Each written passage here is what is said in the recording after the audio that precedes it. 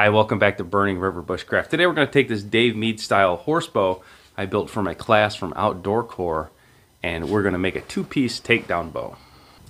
So this is the second one of these I've built. This was kind of a speed bow. I built this one in less than 60 minutes. I've also built the same style bow with bamboo limbs.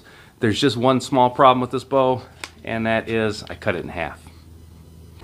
So cutting a bow in half is not that hard. Getting them to go back together again is a little more difficult.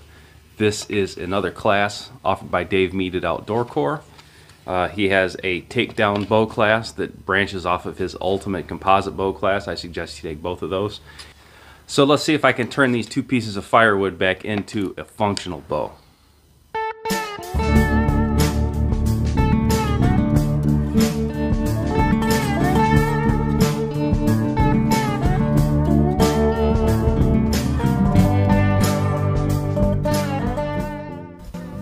So if this is the kind of thing you'd like to see, go ahead and subscribe, like the video, and leave me a comment in the comment box below. Ring the bell to be notified of my latest videos. You can find me on Instagram and Facebook at Burning River Bushcraft. I also teach courses at OutdoorCore.com.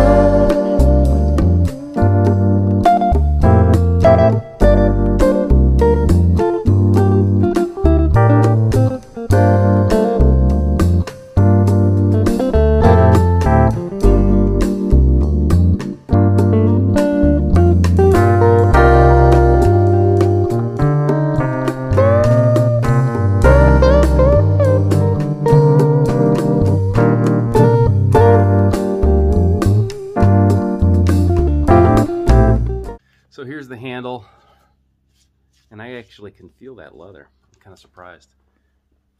Probably the next one I do, this is a super heavy grade leather. This is maybe a 10-ounce leather, 10 or a 12. I might radius it with a rasp, but if it's strong enough, it doesn't really matter. I'm willing to put up with a little bit to have the convenience of a takedown bow. So here's the first arrow out of this bow, and now that I've cut it in half and put it back together. So hopefully the two pieces don't split in half. Zero difference. That's exactly what you want.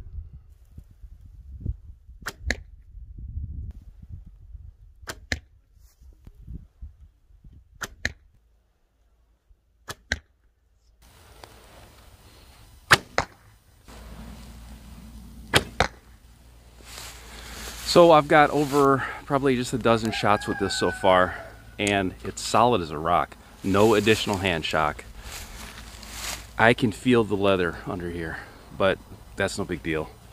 It's just something you're aware of. And you have to leave a small tail hanging out to unravel the string on the second half of the handle. So I can feel that as well, but that is kind of working like an index for me. So it's almost like a mini palm swell. That's something that I am not quite used to yet with a more primitive style bow like this, shooting off my knuckle and just kind of floating my hand up and down. I just kind of find a happy spot and shoot it, and I'm not always real consistent with that yet. So this little knot in here is not necessarily a bad thing.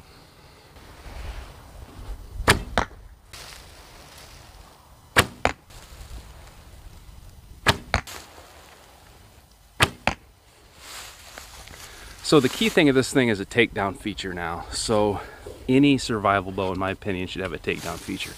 This bow is awesome. Any of my long bows are cool and would work if I had to live in the wilderness long term. Packing it is a whole nother issue. So if you can get your bow down to at least the size of your arrows, you're really gaining something. So this is a pretty darn primitive takedown system, and that's what's cool about it. I can fix this in the field because I built it.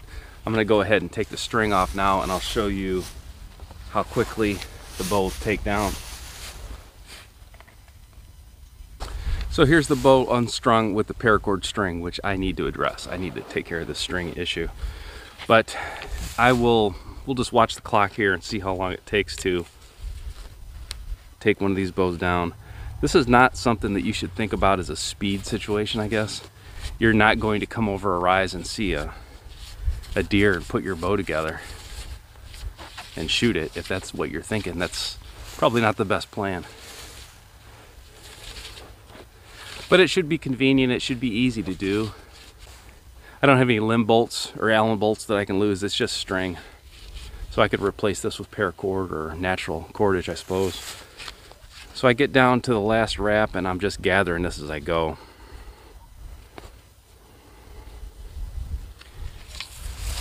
And I've got my last wrap right at the junction here. And there we go. So this would be able to fit into a quiver. So the C's do point in different directions. So we're taking up maybe 6 inches. Looks like a giant slingshot like this actually.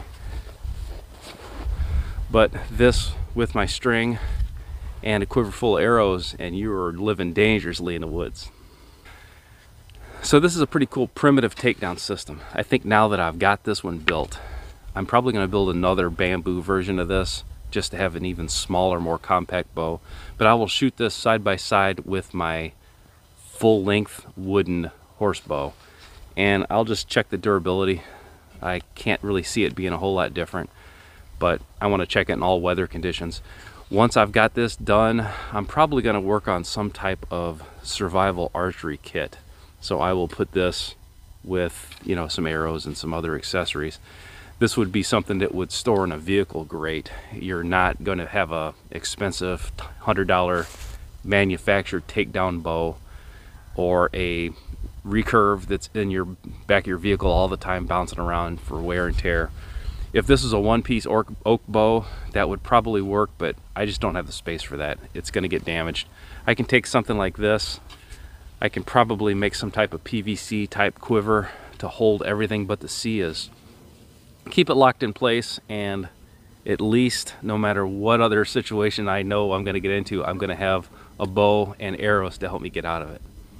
So if you haven't built this bow yet, first things first, go ahead and head over to Outdoor Core and take Dave's Ultimate Composite Bow class. You'll get this bow.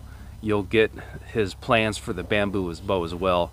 This one I've got less than 60 minutes in, and I guarantee I can knock that time down on the next one I build.